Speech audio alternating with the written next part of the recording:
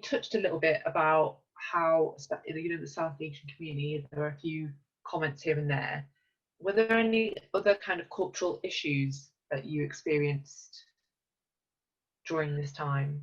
So in my culture, we have, or even as per religion, we have 3 days and nights of the like the mourning period where people come and they go for condolences, things like that. There's a very big expectation of the nearest and dearest of the deceased to be sat there so that people can come and offer their condolences. For me, that was very, very hard. I wanted to be left alone. I wanted to go and sit upstairs. I wanted to just sit with my sisters. I didn't really want to sit with everybody. I didn't want to speak to everybody. I didn't want to see, the way it happens. People come, they offer their condolences, then they see someone they haven't seen for maybe the last few months. They'll go and sit with them. They'll have a catch up with, which fair enough for them. They haven't experienced a great loss. They are just here to condole, they do it. But for me, it was just like, I didn't want to see everyday conversations. I just wanted to sit and be sad. And that is the reality of it. That's what I wanted, because for me, I'd spent 8 weeks in the hospital, practically 24 hours a day. I was now at home knowing that I've just had a baby, but I haven't got a baby. And it was very, very hard. And you don't want to just see anyone and everyone, although it's nice that people come and, for me, I didn't want to necessarily see him, and I didn't want to see that, and I just wanted to be with my closest few and be left alone. And that was very hard for me, because every time I would go upstairs, I would have to come back downstairs, because people were expecting me to be downstairs as the mother of the baby, and it was very, very difficult. That expectation was difficult.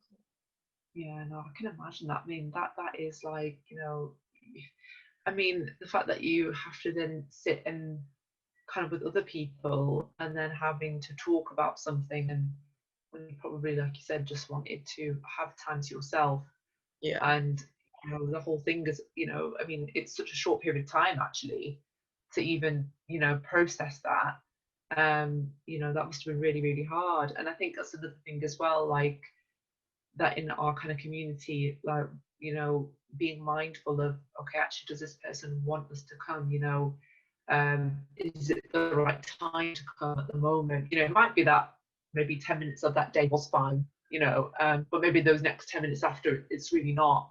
And I think that's something else that maybe we could possibly, do just by checking in. I mean, it's so easy now just to drop a text or something to someone anyway, saying, is it okay if I pop in and give my condolences?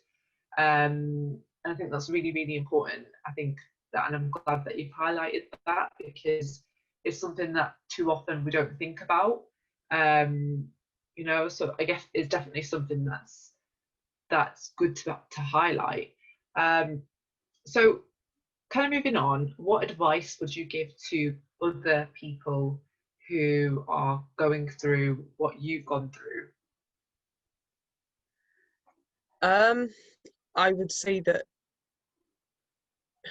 one of the things that is important is to recognize how you're feeling and what you're feeling, and to sit with your feelings. I think people end up having very different reactions, and some people just kind of are like, okay, so some people will throw themselves back into work and not sit with their feelings and not try and process it, and then they completely collapse under the grief at some stage a little bit later on. It's okay to be sad. It's okay to be in pain, and it's okay to seek help with those things. There is a lot of charities and a lot of organizations that help.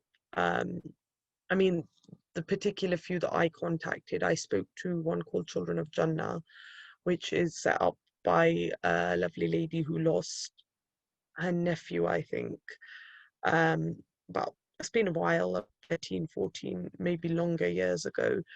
And you know, she offers so much help, assistance. She offers coaching sessions to try and help you through your grief process.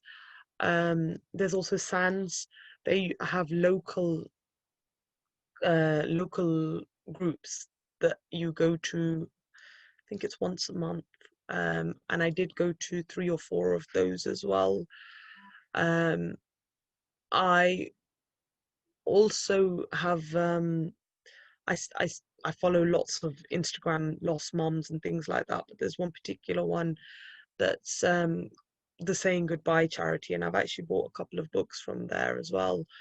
One's called Saying Goodbye, and the other one's called The Baby Loss. I think the Baby Loss book.